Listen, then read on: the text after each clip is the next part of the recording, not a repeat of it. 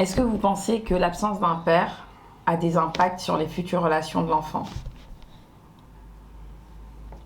Après, ça dépend. Ça dépend du type de famille. Il y a des familles au sens, au modèle idéal, papa, maman. Mais si un enfant grandit sans son père, si c'est un garçon, une fille, c'est pas pareil. Parce qu'il aura besoin de modèle. Il aura besoin de la figure de l'autorité, du pouvoir. Ça dépend. Si un enfant, qui est une fille, grandit avec sa mère sans le papa, maman peut jouer le rôle de papa-maman. Mais c'est pas facile. C'est pour ça que je dis ça dépend dans quel cadre on se positionne.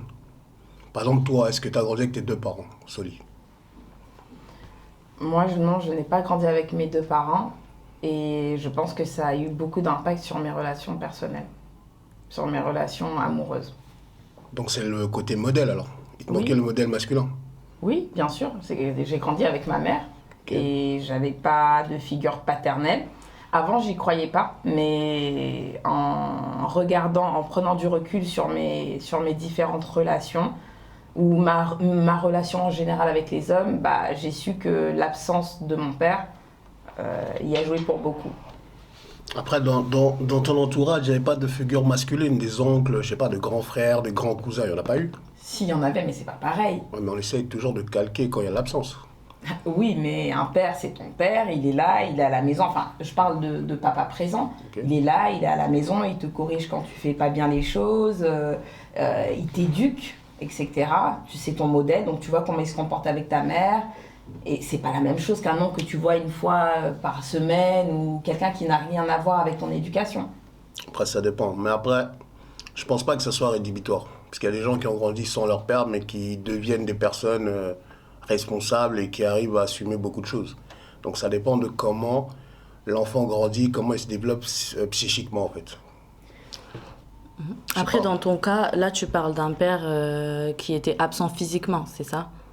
D'accord. Parce qu'en fait, parfois, il y a des pères qui sont présents physiquement, mais qui sont absents émotionnellement aussi, ce qui peut poser des problèmes dans la vie de l'enfant. Parce qu'il y a des pères qui sont présents, hein, tu les vois, hein, mais ils ne t'aident pas, pas forcément financièrement ou quoi que ce soit, mais émotionnellement, ils sont pas là. Soit il est à la maison, mais en fait, il est focalisé sur son travail, ou il est focalisé sur autre chose, ou en tout cas, il pense que son rôle de père, c'est juste d'être là et de t'aider, peut-être toi et ta mère, financièrement, mais tu partages rien avec ton père. Donc ça aussi, je pense que ça peut avoir un impact. C'est pas juste une absence c'est pas juste une absence physique. Un père, par exemple, qui est présent et qui est violent, par exemple, qui peut être violent avec ta mère, qui peut être violent avec toi aussi, ça peut également impacter les enfants. C'est-à-dire que parfois, c'est mieux même de...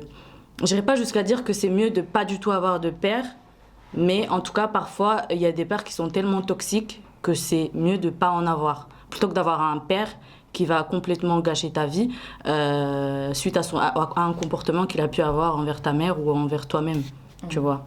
Mais après, c'est bien qu'on ressente la question, parce que là, on parle vraiment de l'impact sur les relations. Donc sur le Ah oui, rapport oui. homme-femme, en fait. Oui, mais sur les relations, c'est-à-dire que, admettons, tu as un père qui est présent physiquement, mais qui est violent. Maintenant, toute ta vie, tu as eu un père. Tout ce que tu sais d'un père, c'est de la violence, de la colère. Forcément, ça va impacter ta vie. Ça va impacter les relations que tu vas avoir avec d'autres personnes. Ça va t'impacter toi dans ton comportement. Le rapport que tu as avec les hommes, même les humains en général, le rapport que tu as avec les femmes, tu vois. Moi, je Il y comprends. en a qui peuvent s'en sortir, qui peuvent s'en sortir et ne pas, par exemple, frapper leur femme plus tard, ne pas être violent. Mais il y en a qui peuvent se dire, ah mais c'est tout à fait normal, moi mon père il faisait ça. Donc c'est tout à fait normal, je peux le faire. Donc il y a des pères qui sont présents, mais qui ont un impact négatif sur leurs enfants. Ok. Moi, j'aimerais revenir sur quelque chose que tu as dit tout à l'heure. Oui. Quand tu disais que, et c'est très juste, hein, quand tu disais que l'absence, c'est pas forcément l'absence physique. Mais par contre, il y a un truc que je remarque chez vous, souvent, les femmes. C'est-à-dire que vous minimisez beaucoup la présence d'un homme. C'est-à-dire qu'aujourd'hui, je trouve que dans la société, de manière générale, dès qu'il y a un conflit, par exemple, entre les femmes et les hommes, vous avez tendance tout de suite à vous mettre en tête que vous pouvez être indépendante, que vous pouvez vous débrouiller toute seule et que vous n'avez pas besoin de nous. Et ça, c'est une grosse erreur. Parce que qu'il y ait un père présent ou pas, parce que comme tu l'as dit, hein, même s'il est présent, il peut être violent, donc son éducation n'est pas forcément bonne et c'est pas forcément un bon modèle. Parce que c'est ça la vraie question. Est-ce que c'est un bon modèle? Alors s'il est absent, je pense qu'on sera tous d'accord pour dire que forcément il y aura des impacts. Mais s'il est présent, tout dépend de comment il se comporte. Exact. Et le problème, c'est que moi, je vous invite les femmes à réfléchir vraiment sur comment la société vous a conditionné aujourd'hui, je parle. Parce que très souvent, je vais prendre un cas concret. Toi et moi, on est mariés, on a des enfants en commun, on est en conflit, avec toute la liberté que tu as aujourd'hui et toutes les possibilités que tu as aujourd'hui, tu vas plus facilement me délaisser, on va dire. Donc c'est vrai que je vous invite à réfléchir sur ça, c'est-à-dire qu'il ne faut pas forcément nous mettre de côté tout de suite. Vous pouvez dire ce que vous voulez, parce que la réaction première des femmes aujourd'hui, c'est « Ah, j'en ai rien à foutre des hommes, moi je peux me débrouiller toute seule parce que je travaille, je suis entrepreneuse, je gagne mon argent, j'habite toute seule, etc. » Mais en vrai, la question se centre sur l'enfant, sur les enfants éventuellement. Oui. Parce que ça, c'est...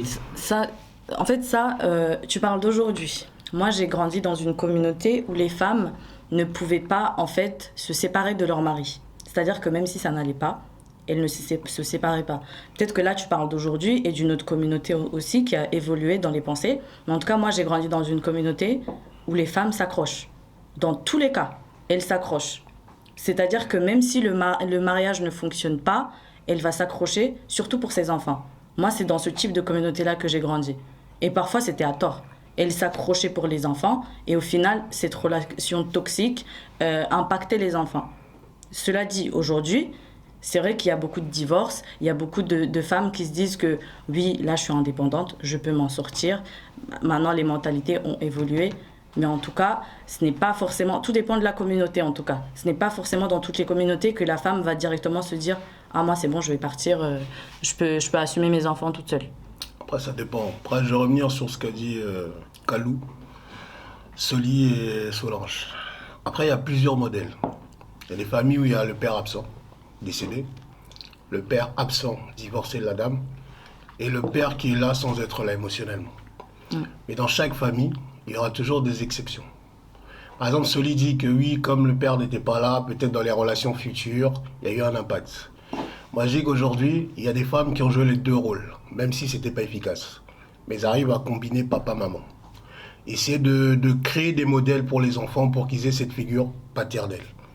C'est pour ça que je dis aujourd'hui, le passé peut influencer notre avenir. Mais si on arrive à modifier nous-mêmes sur le parcours de vie, on peut éviter certaines choses. Moi, je prends mon exemple. J'ai grandi sans mon père. Mon père est décédé, je suis venu en Europe. J'ai grandi avec des oncles, des grands frères, sans avoir un modèle paternel idéal. Mais j'ai essayé de figer, de prendre ce qui était bon chez un oncle, chez mon grand frère. J'ai essayé de combiner, en fait.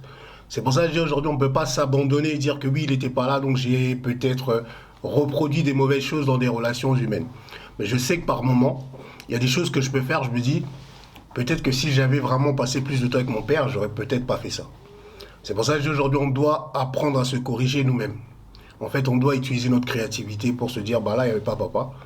Mais peut-être tu regardes un peu ce qui se passe chez les tantes qui ont papa et maman dans les familles au sens idéal, hein, papa, maman, sans divorce, tout ça, pour essayer d'avoir quelques modèles. C'est pour ça que je dis, on ne peut pas rejeter. Mais aujourd'hui, la place d'un père dans un foyer reste importante. Parce qu'il représente l'autorité, le pouvoir. C'est lui qui éduque et qui donne une positivité surtout aux enfants garçons. C'est pour ça que je dis en fait qu'aujourd'hui c'est plus facile pour une femme d'élever des enfants qui sont des filles, que d'avoir un garçon et une fille. Parce que maman restera maman, elle ne pourra pas jouer le rôle de papa. Il y a des questions que papa peut répondre plus facilement et maman aura des doutes. C'est l'exemple de la première érection d'un enfant, quand il est élevé que par sa mère, quand il vient dire « Mais maman, pourquoi mon machin il est dur ?» Elle n'a pas la réponse à lui apporter en fait. Parce qu'elle n'est pas homme. Mais s'il y avait un papa à côté, il va dire, bah alors ça c'est normal. C'est des choses qui arrivent à un certain âge. Mais tu rigoles, mais c'est la réalité. C'est pour dire qu'aujourd'hui, une femme ne peut pas jouer les deux rôles. Mais il y a des femmes qui jouent les deux rôles. C'est pour ça que je dis que pour toi, ton exemple, il faut essayer de te projeter sur d'autres personnes. te projeter sur des figures masculines de ton entourage pour essayer d'avoir des avis. Ok, je comprends. Mais pour se recentrer sur le sujet, comme toi, tu dis que tu n'as pas, tu as perdu ton père tôt, relativement tôt, que tu essayais de voir auprès de tes oncles, etc., pour avoir un modèle.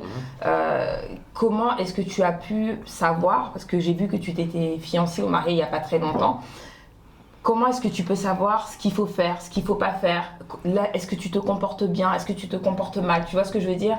Avec ta femme, par exemple. C'est pour ça que je dis qu'on continuera toujours à apprendre toute sa vie. Tu peux être marié avec une personne pendant 40 ans sans vraiment se connaître. Mais je me dis, je ne suis pas parfait. Mais à chaque erreur, je fais une introspection sur moi-même. J'essaie de savoir pourquoi là, ça n'a pas fonctionné. Et quand tu fais un bilan, c'est souvent des carences du fait d'avoir pas eu la figure paternelle. Mais du coup, que dois-tu faire? Soit tu trouves un mentor, une personne qui a déjà une expérience dans le mariage, avec qui tu échanges pour pouvoir t'apporter des solutions. C'est pour ça que je dis aujourd'hui, on n'a pas d'excuses. Parce qu'aujourd'hui, on a des gens autour de nous qui sont peut-être pas parfaits, mais qui auront toujours un conseil. C'est pour ça que je dis, je tente toujours de devenir la meilleure version de moi-même, mais c'est pas facile. J'ai une question pour toi, Soli. À quel moment tu as remarqué cet impact, en fait, l'impact que ça a eu sur ta vie, l'impact de l'absence de ton père dans ta vie? Quand tu étais jeune ou quand tu as grandi? Alors, quand j'étais jeune, je savais que mon père, il n'était pas là, etc. Mais je voyais pas le problème. Quand j'entendais les gens dire « oui, j'ai pas mon père, c'est pas facile, etc. », je me disais « ah, t'abuses, c'est bon, enfin, t'as ta mère, donc voilà. » Mais quand j'ai grandi et que franchement, j'ai fait le bilan surtout de mes relations amoureuses, après, je veux même pas parler du point de vue financier ou bien du point de vue... oui, je sortais pas pour aller jouer avec mon père dehors, par exemple. Vraiment, si je me ressente sur les relations amoureuses, en fait, moi, je fais partie des filles qui aiment beaucoup, ou des femmes, hein, mais des femmes qui aiment beaucoup plaire. Pour moi, c'est très important de plaire. Pour moi, c'est très important d'attirer l'attention. Et en fait, j'ai découvert, il n'y a pas très longtemps, en faisant des recherches, que il y a beaucoup de filles, de femmes ou de filles qui ont grandi sans père et qui recherchaient en fait cet amour, cette attention, etc. aux yeux des hommes, tu vois, et qui cherchaient à remplacer en fait l'amour qu'elles n'ont pas eu de leur père, aux yeux des autres hommes. Et au point où franchement, moi j'étais tellement à fond dans les mecs que y a des gens qui me disaient mais franchement, Soli, c'est bon, tu parles tout le temps de boug, à chaque fois t'es là, oui, non, tel machin, mais en fait, j'ai compris plus tard qu'en fait, j'avais une carence et je pense que je cherchais mon père, ou l'amour de mon père auprès des hommes. Après, pour revenir sur ce que tu dis, celui en psychologie, on appelle ça un sentiment d'insécurité de l'absence paternelle. C'est pour ça que je dis en fait, c'est très important pour le développement psychique. Mais s'il n'est pas là, il faut combler ça par des modèles. Parce que dans la famille, surtout nous, les Noirs, on a des familles élargies. Si tu n'as pas eu ton père, il y a le petit frère de papa qui ici, il est en monté avec maman, pour éviter cette insécurité-là. Parce que ce sentiment d'insécurité provoque beaucoup de comportements bizarres chez certains enfants. D'où ce fait-là, il y a des femmes aussi qui cherchent ce besoin d'insécurité, les pousseront à essayer d'expérimenter les hommes pour essayer de pouvoir plaire. C'est pour ça que je dis aujourd'hui, c'est très important de tenir compte de l'aspect psychologique et psychique pour les enfants. Parce que c'est bien, comme l'a dit Kalou tout à l'heure, les femmes, je suis indépendant, je peux me passer des hommes, je peux faire ça tout seul. Pour toi, sur le moment, tu peux, mais l'enfant, tu ne sais pas comment il le vit. Et aujourd'hui, on a des enfants qui ont des insécurités, mais qui n'arrivent pas à en parler à leurs parents. C'est pour ça que je dis, dans un monde parfait, l'idéal serait d'avoir papa et maman. Mais si on ne les a pas, aujourd'hui, on a des alternatives, on a l'oncle, on a la petite sœur, on a toujours des frères qui doivent combler ce manque. Après, là, je réfléchis en fait aux couples dans lesquels il y a 2 mamans ou 2 papas. 2 quoi? 2 mamans ou 2 papas. Donc c'est-à-dire qu'il y aura quand même un manque. Parce que si j'écoute bien ce que vous dites, c'est-à-dire qu'il faut quand même qu'il y ait un père. Parce que là, on parle du père, mais la mère a son rôle à jouer aussi. Ça, d'accord? Maintenant, dans les couples où il y a 2 papas, où il y a 2 mamans, donc vous partez du principe qu'il y aura toujours, en fait, Il y a des carences, il va quand même y avoir des carences. Alors là, tu touches à un point tellement sensible, parce qu'en vrai, de vrai, c'est un sujet qui... un sujet de société, en vrai. Je sais pas si ce que tu viens de dire là, c'est un vrai sujet de société. Alors, je pense qu'on... Après, pas... pour répondre, si il dit que c'est sensible, moi j'ai pas de sujet sensible, je parle de tout, il n'y a pas de tabou. Le problème c'est que des spécialistes observent que des enfants adoptés ou nés des couples hétérosexuels et ceux adoptés par des couples homoparentales peuvent avoir des troubles psychologiques. C'est des spécialistes, c'est pas moi. Je suis pas sur, tu fais des recherches, j'ai oublié le nom de l'auteur, mais il en parle. Aujourd'hui, c'est un problème qui n'est pas lié à nos sociétés africaines. C'est vrai qu'on vit en Europe et qu'on doit aussi tenir compte de la culture, des traditions. Tenir compte de ça. Mais après, aujourd'hui, moi, j'ai pas expérimenté des couples. Je connais pas les couples où il y a 2 mamans, 2 papas. Mais d'après les spécialistes, ça peut provoquer d'autres choses. Parce qu'on part sur le principe que la figure paternelle reste importante. C'est pour ça que je dis qu'il y a toujours des exceptions à la règle.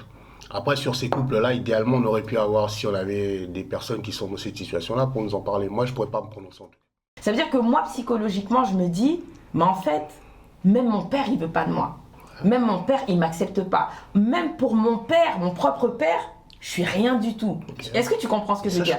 C'est comme ça que je me suis construit. Et moi, mes parents, ils se sont séparés dès ma naissance. Ça veut dire que je suis rentrée dans le monde comme ça.